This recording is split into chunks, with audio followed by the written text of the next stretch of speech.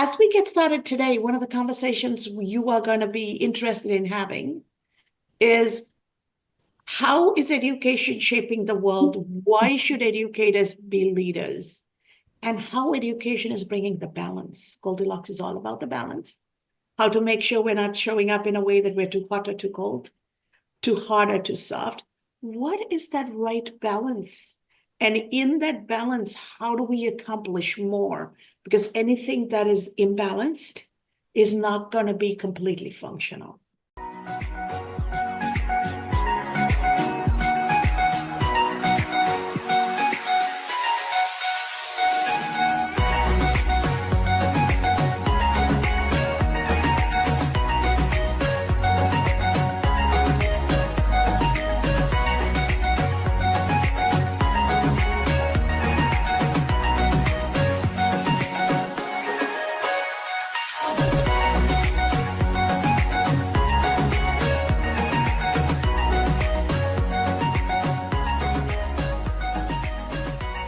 To unleash your inner Goldilocks, how to get it just right.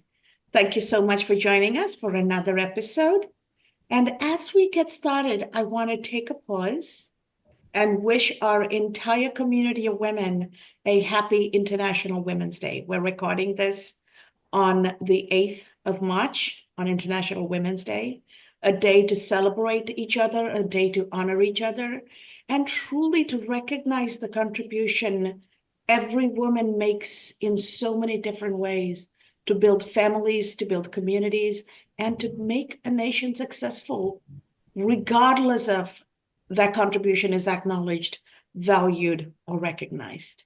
Because the hardest job women do is that unpaid, unrecognized, unvalued work that truly keeps a family functional, a society functional, and a nation moving forward. So to all the women out there, thank you for who you are. Thank you for how you show up. And thank you for being a part of this community that makes this world a better place.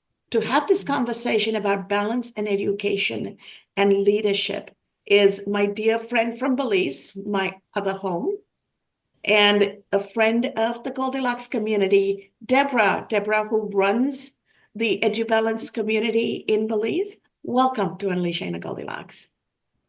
Thank you. Thank you so much, Dr. Kas. Thank you for having me here. It's always a pleasure to be on Goldilocks. Thank you. So as we get started, I want you to talk a little bit about what motivated you and inspired you to write this book. Wow. So first I want to start off by saying that this book is deeply personal for me. For years, I have questioned my own abilities as an educator and leader. I experienced moments of doubt, exhaustion, and even burnt out. But through my journey, I realized that leadership is not about having all the answers. It is about growth, it is about perseverance and lifting others along the way. So this book is very personal for me, and it is for every educator, it is for every aspiring leader, it is for change maker, it is for lifelong learners who wonder if they are making a difference. I want them to know that your work matters, your leadership matters, and you are not alone. I love the passion you bring to this. You and I work together in Belize. We coach and train teachers. We build better communities by empowering teachers. And leadership is such a misunderstood term. We're all leaders. Before we started the program, Dr. Menon was saying we're all leaders. Yes. Leadership is about leading ourselves first. And through leading ourselves, influencing others. So this book is called Learner to Leader. What are some of the key elements you're handling in the book, and why are those elements important? Some of the key elements in the book, as the title exemplifies, learner to leader, is that in order to be a leader, we must first be a learner. And when we become a leader, we never stop learning because we're lifelong learners.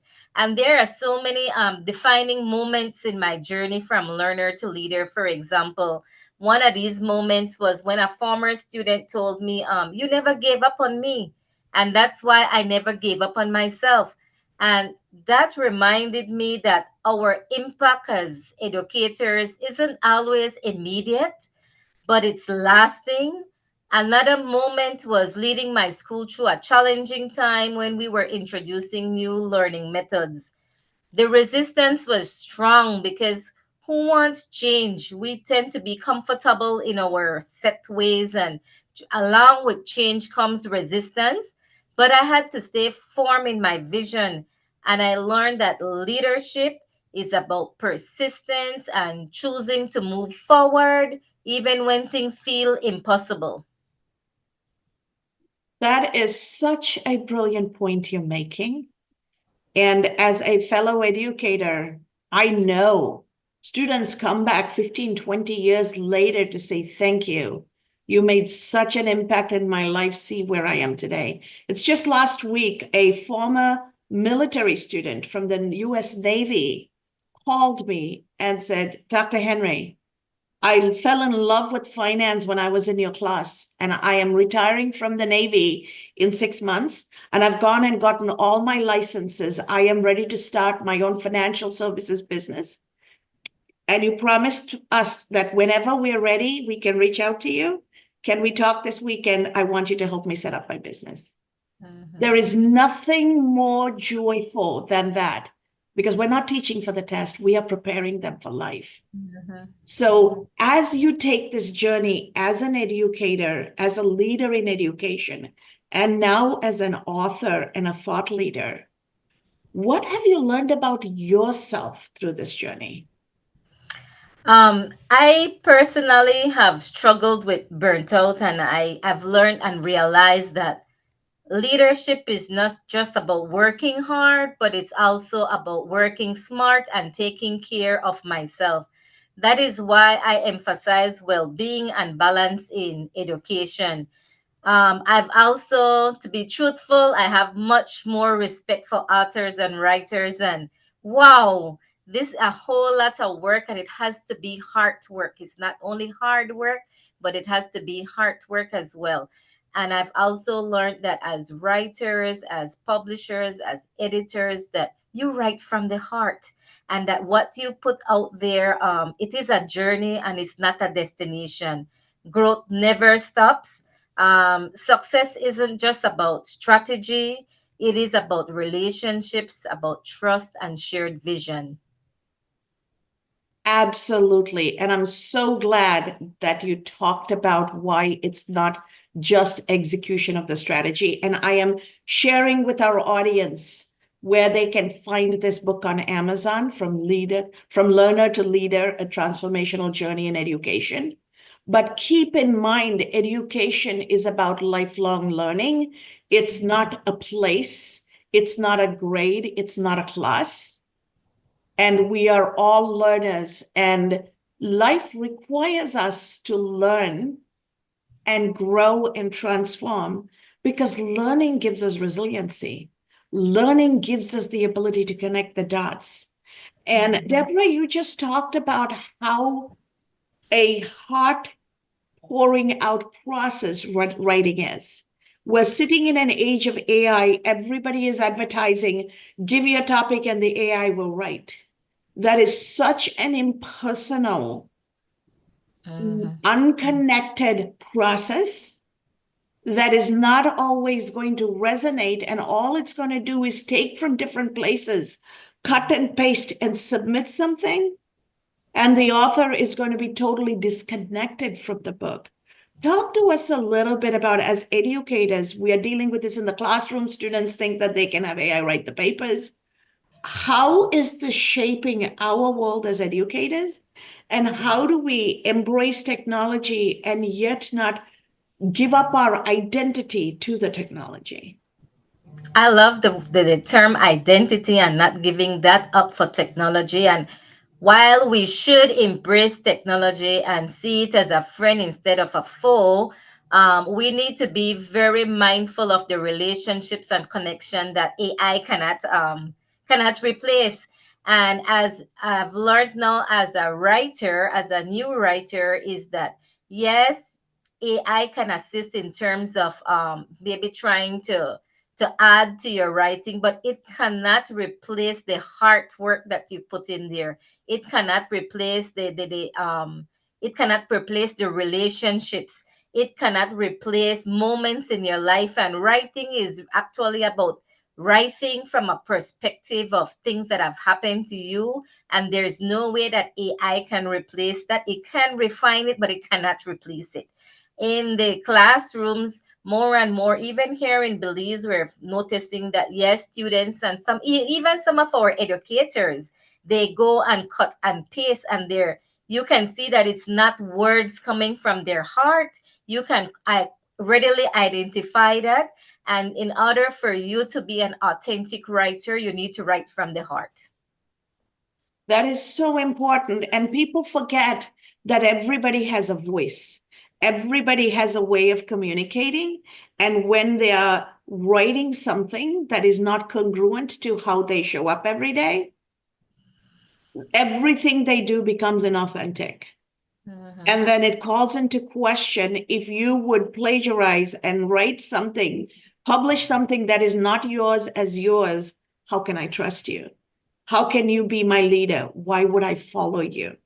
So the question that's coming up for me is everybody who wants to be a leader doesn't get to be a leader until somebody, at least one person, wakes up every morning and says, I am going to follow this person. Mhm. And that Mhm. requires us to earn that trust, that respect, that confidence, and knowing that we are not going to take advantage of them and we're going to lead them towards their dream because there has to be something in it for them to follow us. So, from that perspective, how can educators shape future leaders by instilling these character traits in our young students? That's a very good point. Talking about integrity, talking about trust, and about being prudent, and words matching your actions, because it's not only you saying it, but you need to walk the walk and talk the talk as well too. And as you have rightly said, that you become a leader when you can actually have someone do something that they believe that they would have never done.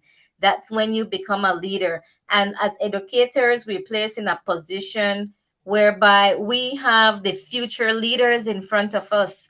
They're looking at us. So it's very, very important that we lead by example, because as educators, we're in a position where we can either we can make the children, or we can break them. We actually get to shape the future and what the future is going to be like.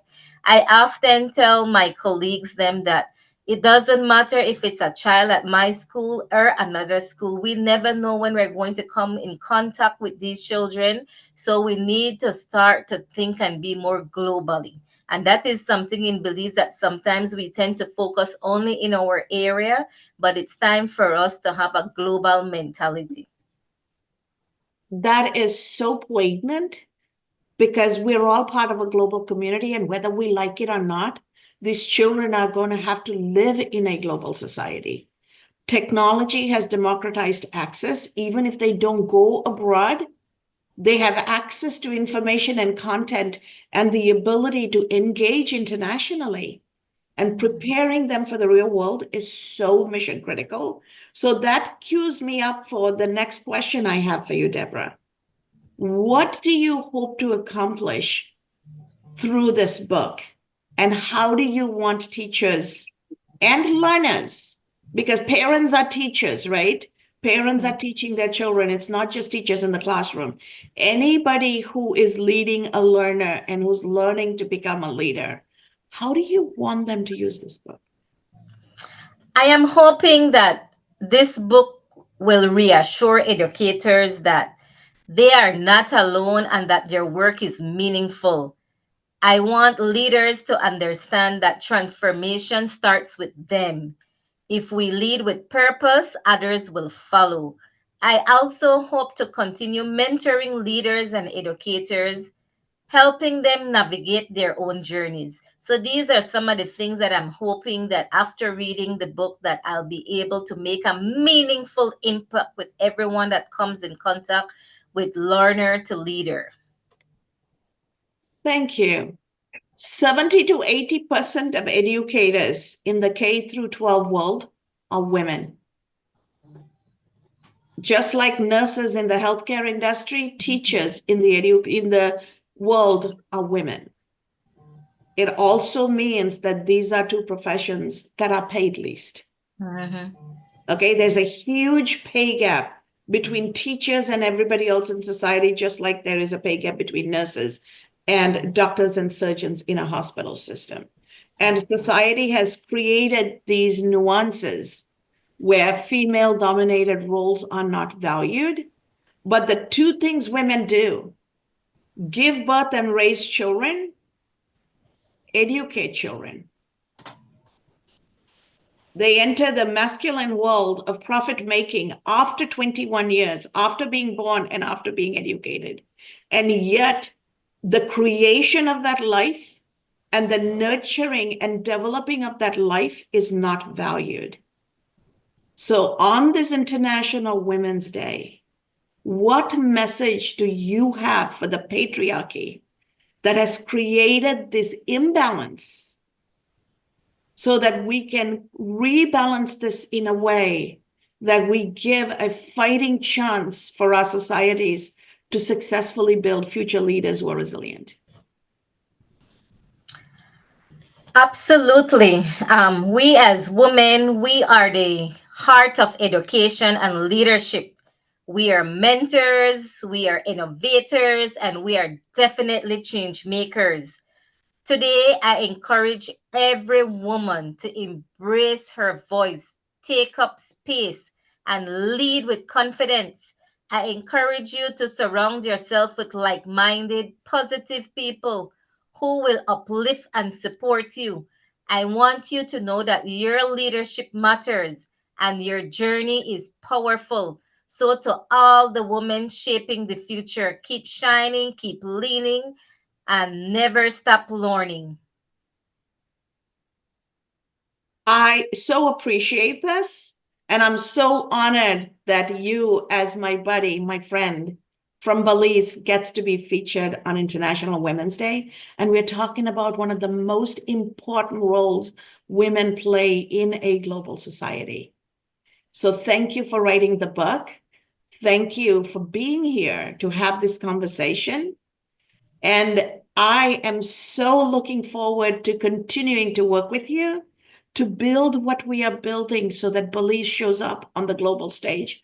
Belize becomes a leader in the Caribbean, and we lead the way for the other Caribbean nations to find that balance and build a better future. With that, I'm going to open this up to our live audience. Go ahead, Robin. I know you cannot wait to ask your question. Yeah, definitely. It's always exciting to have Deborah on, and especially on International Women's Day. And I'm always interested in learning about some of the challenges that people face when they're embarking on an endeavor. And to write a book, and I've only written a chapter in a book. Cass has headed up many books, but what were some of the like practical challenges, either external or internal, practical, and then say emotional type challenges that you had to face in writing this book and putting all your thoughts down in a coherent fashion and then actually bringing it where now it's a physical document here that we can obtain. Thank you. Thank you so much for your question. One of the first things that I faced was fear, fear of my own abilities as a writer, doubting myself and wondering whether I have the abilities to literally write a book. Time constraint was also a factor because I'm a full-time educator. But this book in itself, it's very personal, near and dear to my heart. It speaks about a time in my life when I believe that I was at the pinnacle of my career. So it is something that has been in the writing for about 10 years now. I met one other female that is a writer, and she encouraged me and said, "You need to finish it." So that is how I got the courage. And on Women's Day today, that yes, we female, we are supposed to encourage and uplift others. And that was what she did with me. Finance is also another struggle because here in Belize it's very difficult. Hence the reason why I opted to self-publish on Kindle, because getting editors to edit the book, practically most of the things I had to do by myself, or other close colleagues that I have around me. Finding someone to publish it was going to be really, really costly in Belize. So those are some of the main challenges that I had: time constraint, my own self-doubt, and financial. Thank you. And you bring up real issues, right? You not only work full time, you have your personal responsibilities for the family and the community.